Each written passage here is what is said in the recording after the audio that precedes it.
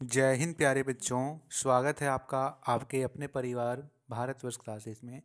प्यारे बच्चों, आज हम लोग class 5 JCERT English sunshine text book में यूनिट 4 के चैप्टर द बम्बू प्रिंसेस इस चैप्टर को पढ़ेंगे।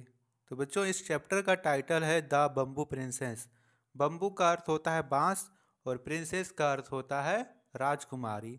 तो यह जो स्टोरी है वह एक ऐसी राजकुमारी पर आधारित है जो कि बांसों के झुरमुट में पाई गई थी। चूंकि वह बांसों के झुरमुट में पाई जाती है, इसलिए उसका नाम बम्बू प्रिंसेस रख दिया जाता है। बच्चों, यह जो स्टोरी है वह एक जापानीज फोक स्टोरी है जो जापान की प्रचलित लोक कथा है। चलिए पढ़ते हैं। डू यू नो, क्या आप जानते हो? विच स्टोरी डू यू लाइक, आपको कौन सी कहानियाँ पसंद है? ठीक है, आपको कौन सी कहानियाँ पसंद है, ये आपसे पूछा गया है। वाट आर फोक टेल्स, लोक कथा क्या होती है? Now read the folk tale of Japan and enjoy the story. अब इस जापान के लोक कथा को पढ़िए और इस कहानी का आनंद लीजिए। रीड एंड एंजॉय, पढ़िए और आनंद लीजिए।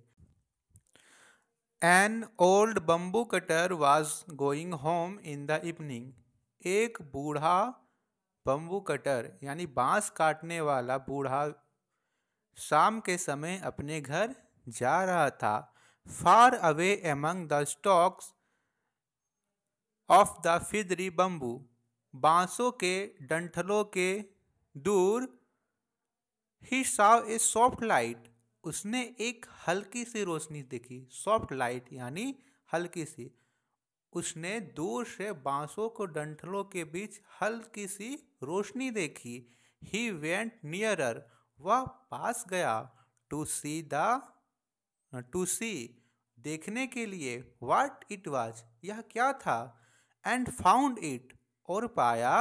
It came from with in one of the stocks, कि यह जो रोशनी है वह बांस के डंठलों में से एक से आ रही थी। जब वह देखता है कि बांसों के झुरमुट में से हल्की सी रोशनी आ रही है, उसे देखने के लिए वह पास गया। पास जाकर वह देखता है कि उन बांसों के डंठलों में एक डंठलों से वह रोशनी आ रही है। He opened the bamboo stalks carefully, वह उस बम्बू जिससे रोशनी आ रही थी उसे सावधानी पूर्वक खोला। And found a tiny baby girl, और एक छोटी सी प्यारी बच्ची को पाया। उस डंठल के भीतर उसने छोटी सी प्यारी बच्ची को पाया। She was only a few inches tall, वह मात्र कुछ इंच लंबी थी। बट, लेकिन, as beautiful as a fairy, वह उतनी ही सुंदर थी जितनी की परी होती है। यहाँ पे तुलना हो रही है उसकी कि वह जो छोटी सी लड़की थी वह उतनी ही खूबसूरत थी जितनी की परी। Indeed he wondered if she was really a fairy, यहाँ तक कि वह बूढ़ा व्यक्ति भी सोच रहा था कि वास्तव में वह एक परी ही है। ठीक है, उसके बाद ही carried her home and told his wife how he had found her, वह उसे अपने साथ अपने घर ले आया और अपनी पत्नी को बताया कि किस प्रकार वह उसे पाया है या किस प्रकार वह उसे मिली है। दे बिकेम वेरी ग्लैड, वे बहुत ही खुश हो जाते हैं। Because they had no child, क्योंकि उनके कोई बच्चे नहीं थे, इसलिए वह उस छोटी सी बच्ची को देखकर बहुत खुश होते हैं। They loved her as their own, वह उसे अपने बच्चे की तरह प्यार करते हैं। इन ए फ्यू ईयर्स, और कुछ ही वर्षों में, she had grown to be a young girl, कुछ ही वर्षों में वह जो बेबी गर्ल थी वो युवती बन जाती यानी बड़ी हो जाती है। सी वाज वेरी स्वीट, वह बहुत ही प्यारी। यहाँ पे स्वीट का अर्थ मीठा नहीं होगा बच्चा, स्वीट का अर्थ प्यारा होगा। वो बहुत ही प्यारी, काइंड यानी दयालु, एंड ब्यूटीफुल, और सुंदर थी। वह बहुत ही प्यारी, दयालु और सुंदर थी। A soft light always seem to follow her, एक हल्की सी रोशनी हमेशा उसके पीछे रहती थी। जहाँ भी जाती थी मानो एक हल्का प्रकाश सदैव उसके साथ चलता था। When the time came to name her, they called her bamboo princess. जब उनके नाम रखने की बारी आई कि इसका नाम क्या रखा जाए, तब उसे बम्बू प्रिंसेस कहकर पुकारा गया। Because she was found among the bamboos, चूंकि वह बांसों के डंठलों के बीच पाई गई थी, इसीलिए उसका नाम बम्बू प्रिंसेस रख दिया जाता है। She was very beautiful and different from others, वह बहुत ही खूबसूरत थी और औरों से अलग थी। ठीक है, जो बम्बू प्रिंसेस है वह औरों से अलग थी। नेक्स्ट यहाँ पे बच्चा, people heard of how beautiful she was, लोगों ने उसकी सुंदरता के बारे में सुना। She was many peeped through the hedges to have a glimpse of her, और यहाँ पे पिप्ड का अर्थ होगा बाड़ा। उसके बम्बू कटर जो हैं उनके पापा, यहाँ पे मान सकते हो उनके, तो उनके पापा जो हैं वो पिप्ड यानी बाड़ा लगा दी थे घर के आगे, और उस बाड़े से लोग उसकी एक झलक पाने के लिए आते थे। Anyone who had a look at her came again and again to see her, और कोई भी जो उसे एक बार देख लेता था, अगेन एंड अगेन टू सी, वह बार बार आता था उसे देखने के लिए, वास्तव में इतनी खूबसूरत वह थी। Among those who came often to the heads were 5 princes, और उन लोगों में बाड़े में से देखने वाले 5 राजकुमार भी थे। Each one thought the bamboo princess was the most beautiful girl he had ever seen and wished her to be his wife. उसमें से प्रत्येक यहाँ पे यह सोचता था कि बम्बू प्रिंसेस सबसे खूबसूरत लड़की है, और सभी यानी उनमें से प्रत्येक यह चाहता था कि वह उसकी पत्नी बने, है ना, वाइफ यानी उनकी पत्नी बने।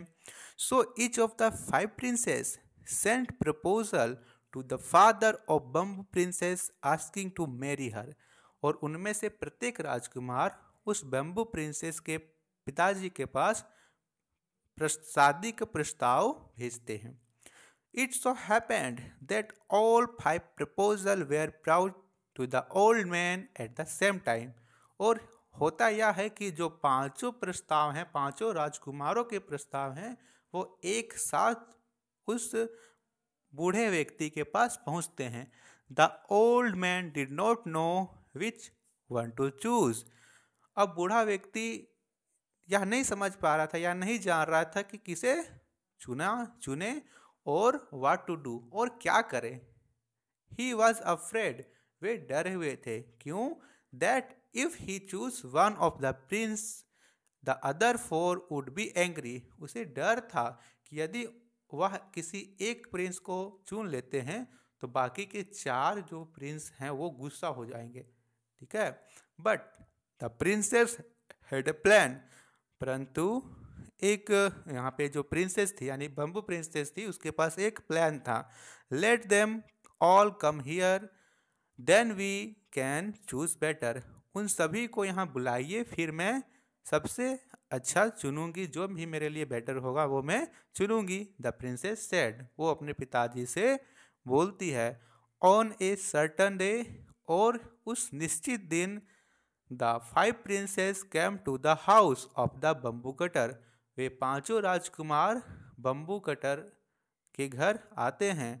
दे were glad to have another chance to see her, और वे बहुत खुश थे क्योंकि उन्हें दोबारा उस बैम्बू प्रिंसेस को देखने का मौका मिला था। Each one thought he would be the one she would marry, उसमें से प्रत्येक यह सोच रहा था कि वह उनसे ही शादी करेगी। The princess did not wish to marry any of them, परंतु जो बम्बू प्रिंसेस थी उसकी इनमें से किसी के साथ भी शादी करने की इच्छा नहीं थी। शी वांटेड टू स्टे, वह रहना चाहती थी। With her dear father and mother, अपने प्यारे पिताजी और माताजी के साथ। She wish to take care of them as long as they lived, वह चाहती थी कि जब तक वह जीवित रहे अपने माता पिता की देखभाल करे। So she gave each prince a challenge which was impossible to do. इसलिए उसने प्रत्येक राजकुमार को एक एक चैलेंज दिया जो कि उन्हें उनके लिए असंभव था, उन्हें कर पाना उनके लिए असंभव था। टू द फर्स्ट, इसमें से पहले राजकुमार को she asked to go to India, India जाने के लिए कहा, and find the great stone bowl of Buddha, और बुद्धा के जो स्टोन बॉल यानी जो पत्थर का कटोरा था उसे ढूंढकर लाने को कहा। The second prince was asked to bring her a branch from the jewel trees that grew on the floating mountain of Horai, और दूसरे प्रिंस को उन्होंने कहा कि होरई के जो यहाँ पे होरई में तैरते पहाड़ हैं उसमें जो ज्वारात के पेड़ हैं उससे एक शाखा लेकर आओ। ठीक है, पहले प्रिंस को क्या बोलते हैं कि इंडिया जाओ और वहाँ से जो बुद्धा का ग्रेट स्टोन बॉल है उसे लेकर के आओ। ठीक है, और दूसरे को बोलते हैं कि होरई में जो तैरते हुए पहाड़ हैं उसमें जो जेवेल्ड पेड़ हैं उसकी एक शाखा लेकर के आओ। The third prince was asked what he might to do to show his love, और तीसरा प्रिंस उससे पूछता है कि वह अपना प्यार जताने के लिए क्या कर सकता है। तीसरा प्रिंस उनसे यह बात पूछ रहा है। The princess said that he might bring her a robe made from the skins of the fire rats, princess उससे कहती है कि तुम फायर रेड्स के खालों से बना हुआ कपड़ा मुझे है ना ला करके दो। The princess said might bring her robe made from the skins of the fire rats. Fire rats एक ऐसा रेड्स होता है बच्चा जो जापान में पाया जाता है, और यहाँ पे उसके खालों से बना हुआ कपड़ा यहाँ पे लाने को बोलती है। She asked the fourth to bring a jewel from the necks of the sea dragon, चौथे प्रिंस से वह सी ड्रैगन में पाए जाने वाले ड्रैगन के गले में जो ज्वेल है उसे लाने के लिए बोलती है। The fifth prince was asked to bring her the shell which the swallows keep hidden in their nest, और पांचवें प्रिंस को वह बोलती है जो स्वेलो यानी स्वेलो एक बर्ड है। ठीक है, आप सर्च कीजिएगा गूगल में स्वेलो बर्ड तो आपको नजर आ जाएगा वह पक्षी।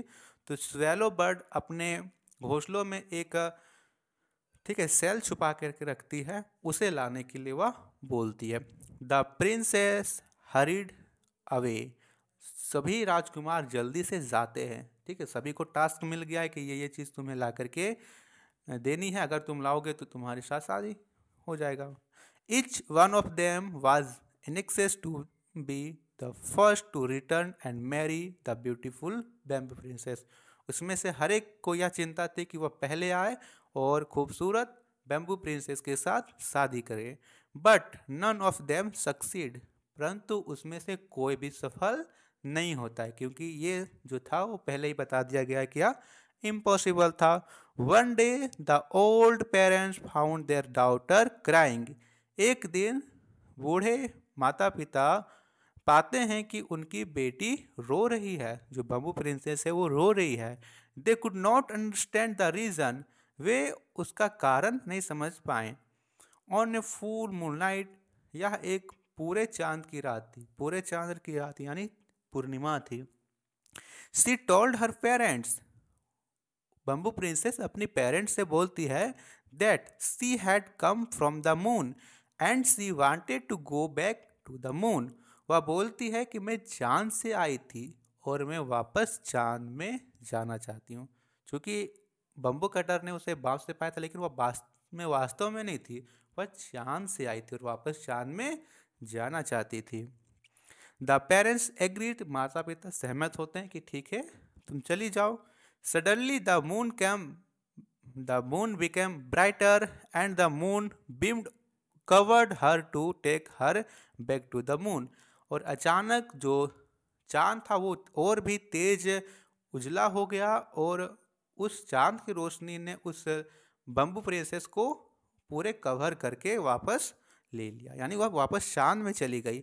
बिफोर लिविंग, जाने से पहले, she wished her parents a long life, वो यही इच्छा कर रही थी, वो अभी विश कर रही थी कि उसके माता पिता की जो लाइफ है वो लॉन्ग हो, यानी अधिक समय तक वे जिए। She bade goodbye to her parents and left the place. वो अपने माता पिता को गुड बाय कहती है और उस स्थान को छोड़ देती है, यानी वो वापस चांद में चली जाती है।